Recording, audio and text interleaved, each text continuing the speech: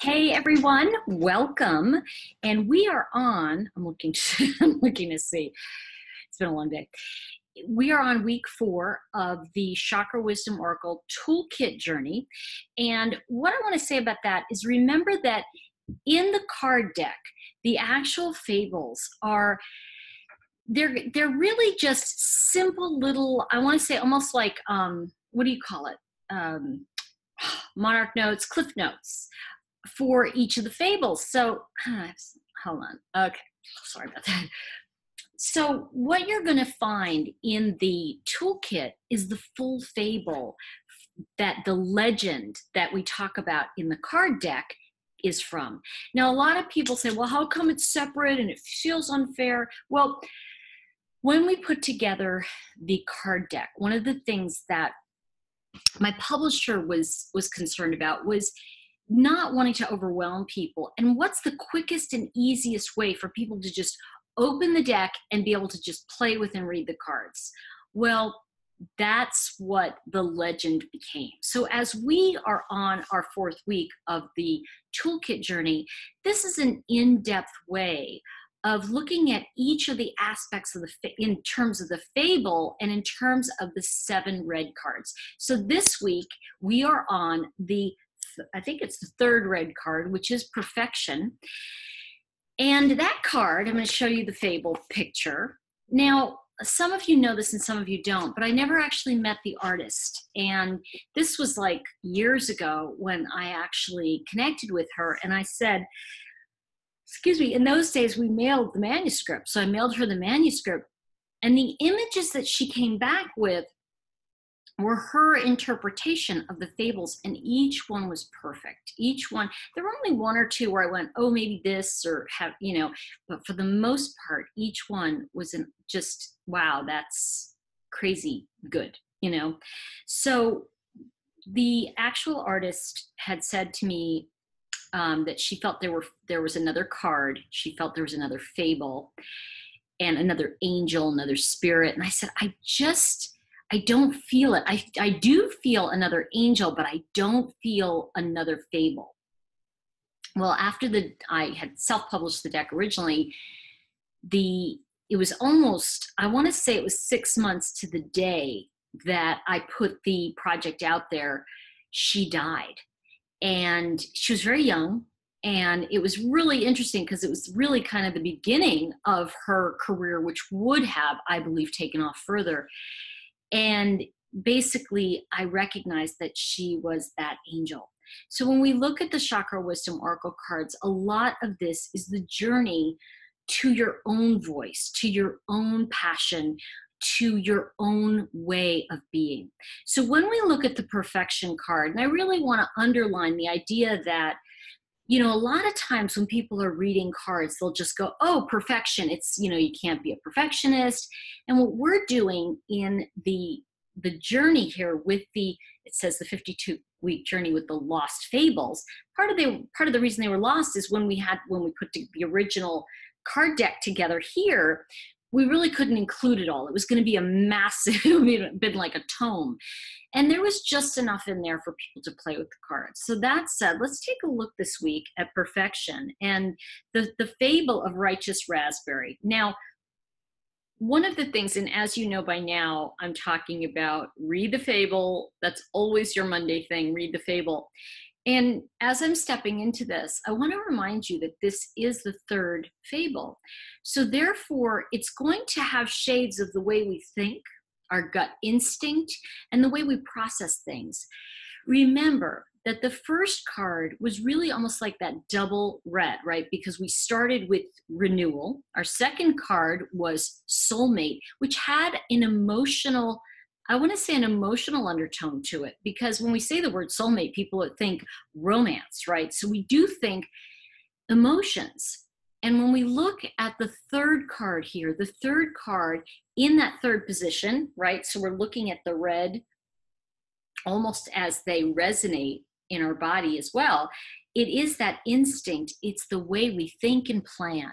So when we look at perfection, and forgive me, because sometimes I yawn a lot when I'm reading and if I go into state. So nothing poisonal. One of the things you really want to get with this fable, and I think that that becomes very important, is that, you know, the idea that sometimes when we do a lot of this work, we tend to kind of get that idea that we're helping other people by pointing out the things that they need to see. And the truth is that people have their own answers, and they will find their direction in their own way, time. Now, here's the thing I want to really say here. I'm not including children in this. I'm not including people that are in some ways incapable of making their own decisions. I'm really talking about, I think, metaphorically, in terms of, if you're here, you're probably someone that is aware of this work. You've done a lot of this work. You're probably not someone who's like, what does that mean? You know, I think you're more open to what we're talking about. So third card in red becomes the shade of that third chakra. So what we're going to look at here, and I want you to notice that in the card itself, you're going to notice that band of yellow and the yellow coming out of her mouth. Well, what is that? That's talking about plans. That's talking about our thinking, like thoughts that just come out. So we're looking at, do you really need to tell other people how to be? And that also is a reflection of, are you telling yourself how to be? Are you being hard on yourself? And so when we look at perfection, it's actually the flaws in people that we fall in love with. And one of the things that I really love is the idea of being you, perfectly imperfect. And so when we really look at that idea, it frees you from the thing of, I have to do this perfectly, I have to do this better than someone else. Let's take a look now. Remember, I said that the original fable has the name. So Righteous Raspberry is that name. And when we look at the title, Righteous, you know, when we look at the words, and when I talk about the words, and I'll be covering a little bit of this, but just so you know, most of the meaning we make of words and deeper interpretation is going to be in how to read the cards. Really what we're doing here is we're settling into the idea and the concept of this fable journey, and what in our first chakra are we uprooting to look at. So when we look at the roots of perfection, you know, perfection has a lot of shame around it, right? Because what happens is, you know, we have to be perfect or we're going to be shamed. We're going to be humiliated. There's a lot of that fear around perfection. So when we really look at the idea of righteous, you know, Righteous Raspberry, and what she starts to discover in the fable is that she really isn't happy. And part of that is trying to look good, trying to make sure everyone else looks good. And the truth is, we start to discover that maybe we're harder on ourselves than we can ever be on other people. One tidbit I want to give you about card reading in here is, as a reminder, I know I've started this journey with you with some more information, but one of the things you want to get is you want to look at how many characters are in the fable. I'm just going to name 3 that I know of, right? Because we have Raspberry, we have Elderberry, and we have a woman that, you know, Raspberry, maybe 1 or 2 more that I'm forgetting here as I'm saying this to you. We have another character that in there that Raspberry forgets to correct toward the end. So when we look at the different characters, we often can look at it as which part am I playing in this role playing? Because really, you know, I water, it's very dry, even though it's obviously it's winter because I'm in the fourth week. I normally have my straws. So what I want to say about that is that when you look at these characters, are you being someone who is the recipient of criticism? And finally, at the end, you are no longer being criticized by this person. And maybe there is something that's carrying it on. Owen is just a determined boy. If he wants to sit with me, he does. So he's now sitting on my bench here. So a couple things that become important when we look at the different parts of the fable and the different aspects, the different characters being played, can you recognize a pattern that perhaps is alive in your family? Or if you're doing readings for other people, remember what I said about the fable becomes darkness, dawn, and light. Which character has darkness? Well, of course, in this, we start with Raspberry being in the dark. Who has the dawn? Well, it's going to be Elderberry. Who has the light? It's actually Raspberry at the end, and she doesn't recognize the light. So something that becomes very important in this is that sometimes we don't recognize that we're no longer playing an old role, but other people have cast us in that. And that goes to that first chakra, that root that's in the ground. Now, remember, we're in the first chakra. So we're setting foundations. We're really looking at the foundations we've created in our life. And, you know, one of the things that I also find can be very telling in a reading with someone, and I know I'm talking a lot about that, but when I'm working with this, this particular fable and reading for someone, sometimes what I find is that this can indicate a sibling or someone else who always outshined you. And really, perhaps you don't see the tough road that they had. Now, by that, you know, when we look at the dynamic of an alcoholic family as an example, or any toxic family, you're looking at the children and their four roles in the family, right? So you've got the hero, the one who's always does everything right. You've got the scapegoat, right, who gets blamed for everything. It doesn't matter if they're sitting there doing nothing. They'll get blamed for it. The third one is the lost child. That's the one that kind of pulls into themselves. Often they're very smart. They read, they'll hide in the closet. They're readers. They get lost in things, and they're lost in the family. And the fourth one, of course, is the clown, right? I forget the word right now, but it's kind of the entertainer. So when we look at this, and what happens if you're the only child, you play all four roles. When we look at Raspberry, sometimes what happens is we begin to see that we may think other people had it better than us, but they may not have. So this can also bring up a card of compassion around the way we think or perceive the way other people have had, you know, experienced life easier than us. Now, the scapegoat, the one who gets blamed for everything, is often the one who ultimately can save the family. They're the ones that get sober. They're the ones often that will get caught doing something illegal. But this is a whole nother part. But the reason I'm bringing it up here is that a lot of times when I see perfection, I'm looking at an aspect of a family dynamic that has a lot to do with, I want to say, the roles played in a you know, we talk about alcoholic, but we also, you know, gamblers and spendaholics and everything like that, overeaters. These dynamics can show up there. So when we look at that perfectionist, also an anorexic, I was reading a client once, and something came forward to me, and she was having health issues. And I said, out of nowhere, because this card had come up, I said, what's really going on? And I looked at perfection, and I said, are you recovering anorexic? And she said, bulimic. So sometimes what can happen is when we look at darkness, dawn, and light, we can look at somebody who is recovering from a disease of perfection. So that becomes very important as we dive under that wave. And that skill, by the way, is in this third book, right? I'm going to use some of the terminology here. It's not that important that you understand it in this moment, but if you choose to go further, that's where it is.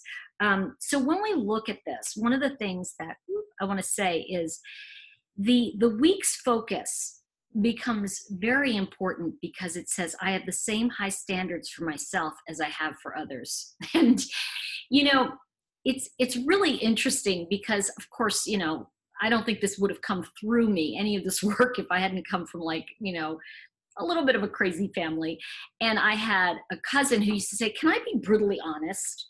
And everybody would run when she said that. You know, everybody would like, uh-oh, and, you know, she'd tell you. And I just remember from the time of 8 years old saying, please don't. I don't want to know.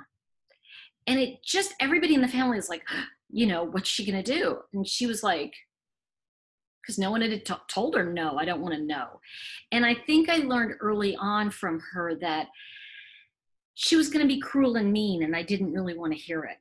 And because I had witnessed that. So we can also look at, I have the same high standards for myself as I do for others. You know, I want to tell you, sometimes people use that as a weapon to keep you in control. So notice that criticism can also be something that gives someone the upper hand. And when I said to her, no, I really don't want to know. And I even remember she said something after my father died. She said, you know, there was talk that he actually wasn't Grandpa's kid. And we just buried him. And then I looked at her and said, are you for real? And she was like, what? And I was with another friend of mine who was like looking at this. And I said, please, he looked like Grandpa. I don't need to go into that with you, do I? And she went, it was very interesting. My cousin said, oh, I never noticed that. Okay. And it was really interesting how, you know, it wasn't that I stood up to the bully. I just went, that's not true. And so a lot of this idea of perfection is really kind of saying, is that true? Am I really that big a perfectionist, or am I really that big a failure, or really calling myself out on things as well? And also saying, you know what, I'm not going to have you put something on me that I don't need to hear. So that was an interesting thing. And it was interesting because I was talking about it yesterday with another friend of mine. Now, the thing that becomes very important in the third card here is, are you putting up your own roadblocks? And that's something when we look at the message of the week. Are you making a decision based on family beliefs and ideas? Now, remember, this is root. So that means DNA, the roots from your family. So, you know, the thing of like, you know, well, I remember when I don't remember what it was. I think it was my first book was coming out. And I was so excited because I went to my dad and I said, look, Papa, I got this contract. And my dad said, well, you won't finish it. You never finish anything. I just like looked at him and I went, what? And he went, what? I said, where are you getting that? Because that's not true about me. That may be true about you, though. And he went, oh, you know, you're right. I think it is true about me. I don't know why I'm saying that about you. And I said, well, energetically for me in the moment, I couldn't verbalize it, but later I was able to say to him, you know, I kind of got why you said that. And he was like, why? And we talked openly about things. My dad was great. And I remember saying to him, you know, I think it was your way of saying to me, of preventing me from doing what you did. So by criticizing, right, and saying, can I, like with my cousin, can I be brutally honest, or you won't finish it? That was their way of saying, come on, you can do this, or, you know, I'm going to tell you something that will help you. But you know what? It wasn't really help. And what happens is when we look at Righteous Raspberry, these are things we carry on and create our own decisions based on the family dynamic. So when we look at my family, and I'm giving you just one example, that their way of supporting was to say, you won't finish it, because they didn't finish it. And they didn't want me to experience that same disappointment. So as I say this to you, I know I'm kind of like, it seems like I'm going off track, but actually this work is an uncovering, you know, discovering discard. If we look at that and we look at darkness, dawn, and light, uncover the darkness, discover the dawn, discard the light. We let go in the light. We don't stay in the light and find a moral superior position. When we get into the light and we know something perhaps that like my cousin did, we don't say, can I be brutally honest? We say, wow, you know, I've always had this suspicion that maybe this thing about, you know, your dad, like, I don't know, he didn't look like the rest of the family. He wasn't chubby like the rest of the family. That's what she said. And I said, my father struggled with weight his whole life. And she went, oh. So what I'm saying is that when we uncover, the way to look at this in the light is to say, you know, this is our way of knowing what the pattern was from our family of origin. Now, the pattern of the family becomes very important in the first chakra. Now, what are we discovering here? Let's just look at this in week 3 here. I'm saying week 3, but it's week 4. In card 3, what we're discovering is how these cards actually reveal your own story to you. This isn't about my story. Now, if something I'm saying resonates, you can actually say, oh, wow, that's an interesting interpretation. I might take this part of what Tori's saying. You can also say, you know what, none of it resonates with me. I'm not getting it. She's going on too much. I don't like it. Just observe and don't make meaning of it. Just go, wow, I'm really noticing that I'm not liking what's being said. And just notice that and go, wow, that's interesting. And then just move on. See, I think the light, when we look at uncover, discover, discard, the light is kind of saying, well, it doesn't have to mean anything. I don't have to have an attachment to it that is going to create some kind of outcome that isn't mine. Now, when we look at the idea of raspberry, we look at the idea, and I use the word blocks in here, but as you get more advanced into this work, you'll notice that in some of my courses even I'll say, I don't believe in blocks, and here's what a block really is. Actually, I think I talk about that a little bit in the toolkit, but I talk about that more in the other book. But what I'm saying is that, you know, a block is really a suitcase that hasn't been unpacked. And the ways to work with it and all that is a different thing. But what's important here is we're working with the idea of blocks because that's a language that we understand. The way to shift it is a different technique. So let's talk about, you know, and again, here on self-sabotage, I think that, you know, I use that word. I'm one of those people that can't stand buzzwords. So I don't like that, like self-sabotage. What does that mean? You know, like it means I'm doing myself in. Well, it may mean and like I'm trying to protect myself in some way by sabotaging. I don't want to be embarrassed or I don't want to be visible, you know? So sabotaging something can mean it keeps me safe. That's a different card, which we'll get into later. So when you look at my tip, what comes forward to you? You know, one of the things you want to look at, it's let's see, I want to look at this really. In the tip, I'm really talking about how does your perfectionist occur and where is it coming from? Where in your roots is the perfectionist showing up?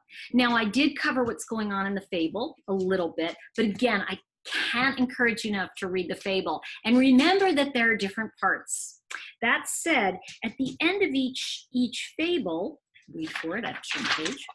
And actually in this book, it's on page 28. If you have the app, if you have the Kindle of this, it will be a slightly different page. And one of the things that I find very helpful is I actually, you know, I'm not really an app person, but I know there is an app for the Chakra Wisdom cards. I don't use it, not because it's not fabulous. I just want it, the creator's probably gonna be like, oh my gosh, just because it's not, I love touching the cards. That's the way I am. So, okay, let's take a look at, this is very important in this first impression, because as you notice now, and I'm just gonna read this because I want you to notice that I have not read the book to you. I've not read anything in the book, but yet, and drop your shoulders, yet I've taken you on the journey of this week's session. So even if you just watch this and read the fable, or if like I said, you just read the words aloud, fabulous. Please be gentle with yourself. This is not about, I'm going to do this journey. It's about, I am going to uncover parts of myself that are so fabulous that I didn't know they existed. And I want to tell you that is what, thanks Owen, that's what this journey is about for me, is that, you know, it's about uncovering parts of you that are really wonderful and very tender and sweet that you have kept perhaps safe by perfectionism. So let's take a look here. And I want to share with you, it says the first impressions. And then it says, what story are you presently telling? Often a story is an excuse. Defending a position implies that you're being attacked. If something isn't working out, notice it, breathe, allow yourself to step back. At least you've seen it. Escape your story by admitting your part in it. Now, that may seem like a little bit of like jumbled words. And for me in this moment, It does. But it may make perfect sense to you. And it's funny, even as I say that, sometimes I'll be reading stuff that I've written. I'll go, what does that mean? And like, I'll have somebody in my group go, it means this story. I'm like, oh, right. Remember, it came through me, not to me. Like, the thing I want to say is that, a story being an excuse, I want to like soften that a little. I think, and I was working with another course that I'm doing right now, which is every year I do setting your theme. And that idea of the excuse is really something that you skipped. So when you have to explain why you're not doing something, it really becomes an explanation and it becomes an excuse because it's something you skipped. And remember I said here, what you skip will stop you. Well, in my case, I never had formal training in a certain area of my writing, which is structural. I went and got the training and learned that. So what I'm saying is that was my excuse, but it was no longer an excuse because it was just the how. So I want you to take this away. When someone says how do you do that? That's hidden under the excuse as to why you're not doing it. Okay. So, somebody mentioned, they go, you should just call this Truth Bomb of the Week. And I'm like, okay, whatever, Now, one of the most important things also in here, after you read the fable, give yourself the gift of setting the intention for the week. And in this, like I said, in this book, it's on page 28. And I'm just going to read you, this week, I'm just going to read you the last sentence here. It says, this week, when I told the truth and allowed myself to be imperfect, I noticed. And it really is about, I wasn't playing the role. Like with my cousin, being imperfect. Being perfect would be, yes, I really want to know your brutal honesty. Like being imperfect is saying, no, I really don't want to hear it. Because that's not playing the game of the family. I broke the pattern. So, and that gave permission for other people to break the pattern, which always gave her a chip on the shoulder about me, but that's okay. So now we're going to look very briefly. If you look at that, that is really the first impressions and set your intention for the week are really tied in with Monday and the fable. I really encourage you, because I've given you so much information in this video, I really encourage you to read the color reflection and really get the culmination of each section here. Like, for example, the color reflection really gives you the idea of in that root and by the way, raspberries grow without permission. They grow wild too. It's not just you have to go buy it to get it. Raspberries can just grow anywhere. And it was really interesting because this year I noticed that I had raspberries in my backyard. I didn't know that. So what I'm saying is that remember that truth can show up anywhere in our life. It doesn't have to be in a structured area. It can show up for us in any way. What does that mean? Well, if we look at that, we can look at what we don't know that we don't know.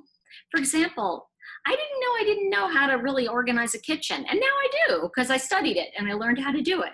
So that's really a big part of raspberry. Now, when we look at the journal journey, you're going to notice at the end of each of these, I have little thoughts like, I'm going to go to Wednesday. When I do blank wrong, at least I'll have started blank. So when I have picked up, when I've written the wrong book, at least I'll know I've started my writing career. Or, if I've gone and registered in the wrong college for what I wanted to study, but I did my first year, well, at least I know that is the right direction. I went to college. And here's the key to this. Sometimes we wait at a bus stop, and even though we want to take, say, the number 5 bus, we wait and we wait and we get impatient and we see there's the number 1, at least it's a bus. So what I want to say to you is a lot of this work is recognizing that it says the number 5, I'm going to wait for that bus. Unfortunately, what happens is most people will, if they see a bus coming, they'll just cross the street and go the wrong direction because it's a bus. And so what I'm saying is that a lot of this work is about recognizing that. So going into Thursday, making a connection. And as you know, there's solo and group exercises there. I think that one of the things you want to look at in general here, this is about looking at one of the ways you hold yourself back. So what this conversation has been about that. Like, for example, I could have let my cousin validate holding me back because she said something critical, but I didn't want to hear it. Because I knew that what she was going to say, it wasn't going to be something kind. And honesty without kindness is cruelty. And I don't want to be the subject of cruelty. I grew up with that. I didn't need it from my extended family, okay? So that's very important too. And why don't I call that a boundary? Well, because what I'll accept from some people, I won't accept from others. Because what's acceptable to me, like I might let one of my best friends say to me, you know, I really need to tell you the truth and be honest about something. I might allow that in my life. And I might allow hearing it because I know that that person loves me and wants to the best for me. But it may be challenging for me to hear it from somebody who really has a lot at stake in putting me down. So that's the difference, really. So I like to say that it's just what's acceptable and what isn't in any moment. And when we take that on, we allow ourselves to really look at the dynamic of our roots. And then if you want to create some kind of boundary of what you will and won't stand for, that's different. And I use that term, you know, there are people that are victims of certain crimes and things, and I don't want to minimize that experience. I'm just saying that with this work, when we're looking at it, it can be helpful to see it from a different point of view. And then if it supports you more to call it a boundary, then I say do it. Do what supports you. That's what this is about. And it's about opening that door to what the possibility is for you. And I'm really excited that you're on this journey with me. I really, really am. And I have to say that when we look at the meditation moment, the meditation in the Righteous Raspberry week 4 is for clarity. And clarity is honesty. Clarity is being able to see what I'm really focusing my attention on. You know, if I say I want to do something and I'm not doing it, doesn't make me bad. It just means that, oh, I'm not focusing on that. Okay. So remember to be gentle this week. Go and share this with someone else. Please make sure you're telling people that you're doing this journey to get support, because you might find that there's other people who want to do this with you. And that's something I've noticed is that, and I'll wrap with this. Years ago, I had a friend who had gone to one of those, you know, tree hugging weekends, and I used to be addicted to all of those. I still am. I still love retreats and stuff. And maybe I'll have one at one point. Anyway, he went to a retreat, and he came back. And when he came back, his energy was a little different. And I said, so what'd you do? And he said, I went to this really wonderful retreat. I said, I want to go. He said, what? Well, let me tell you about it. I said, I don't want to know about it. I just want that. And I ended up going, and it was fantastic. And part of it is that sometimes we just know if something is going to be right for us. And it was absolutely fabulous. It was a wonderful thing. So, you know, we don't need as much documentation if we actually follow our true heart. And that's, of course, getting into a little bit more of the fourth chakra, which actually is represented through in next week's card, because remember, we worked with the third chakra. Remember what I'm saying. There's 7 cards in the red chakra. Each one has the shade of one of the chakras. Next week, complacency has the shade of the heart chakra. And I'm going to see you then. Please post your comments below. I love hearing from you. And this is the place where I'm going to interact with you on YouTube. So if you want to hear from me, put your posts here and I will respond. I knew I could do that. All right, everyone, have a very blessed week, and I will see you next week.